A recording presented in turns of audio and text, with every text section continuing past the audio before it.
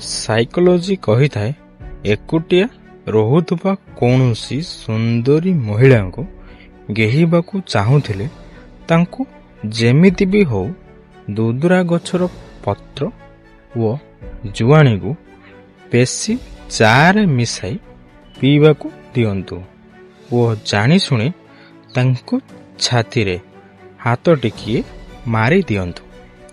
ଏହି ଦୁଇଟି ଜିନିଷ କରିବା ଦ୍ୱାରା ସେହି ମହିଳା ନିଶାରେ ଆସି ଆପଣଙ୍କୁ ବିଛଣା ଉପରକୁ ଡାକିବ।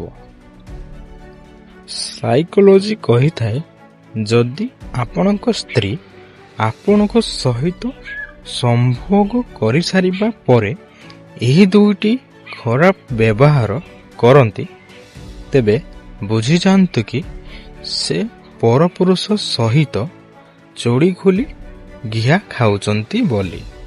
ପ୍ରଥମତଃ ହେଉଛି ସମ୍ଭୋଗ କରିସାରିବା ପରେ ଆପଣଙ୍କୁ ଇଜ୍ଜତ ଦେବେ ନାହିଁ। ଦ୍ୱିତୀୟରେ ଆପଣଙ୍କ ପାଖରେ ଆପଣଙ୍କ ଠାରୁ ଅନ୍ୟ କେଉଁ ପୁରୁଷର ଅଧିକ ପ୍ରଶଂସା କରିବେ।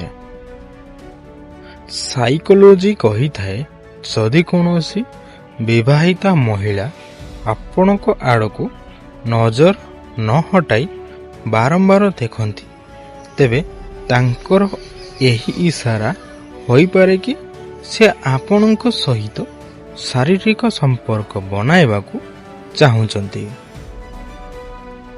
ସାଇକୋଲୋଜି କହିଥାଏ ଯଦି ଆପଣ ନିଜର ମୋଟାପଣକୁ କମାଇବାକୁ ଚାହୁଁଛନ୍ତି ତେବେ ଅଧିକ ସମୟ ପର୍ଯ୍ୟନ୍ତ ଶାରୀରିକ ସମ୍ପର୍କ ବନାନ୍ତୁ କାରଣ ଅଧିକ ସମୟ ପର୍ଯ୍ୟନ୍ତ କରିବା ଦ୍ୱାରା କ୍ୟାଲୋରି ବର୍ନ ହୋଇଥାଏ।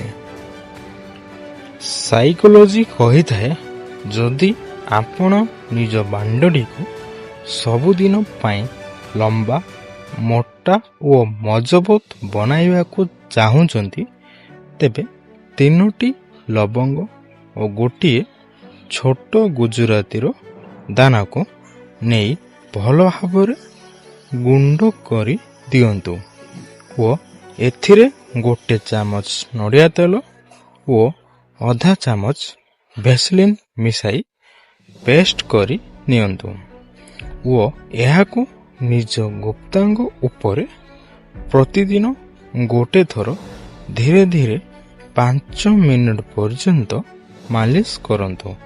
ଏମିତି 1 ମାସ ପର୍ଯ୍ୟନ୍ତ କରନ୍ତୁ ଆଉ ଦେଖନ୍ତୁ ଏହାର କମାଲ। ସାଇକୋଲୋଜି କହିଥାଏ ଯେତେବେଳେ ଆବଶ୍ୟକ ଥାଏ ସେତେବେଳେ ସାହାଯ୍ୟ ମିଳିନଥାଏ କିନ୍ତୁ ସେତେବେଳେ ସାହାଯ୍ୟ ମିଳିଥାଏ ଯେତେବେଳେ ଆବଶ୍ୟକ ନଥାଏ। ସାଇକୋଲୋଜି କହିଥାଏ ଜୀବନରେ ଗୋଟିଏ କଥା ମନେ ରଖନ୍ତୁ ସେହି ଲୋକଙ୍କ ପଛରେ କେବେ ବି ଗୋଡ଼େଇ ହୁଅନ୍ତୁ ନାହିଁ ଯାହାଙ୍କ ଭିତରେ ଆପଣଙ୍କ ପ୍ରତି କୌଣସି ସମ୍ମାନ ନାହିଁ।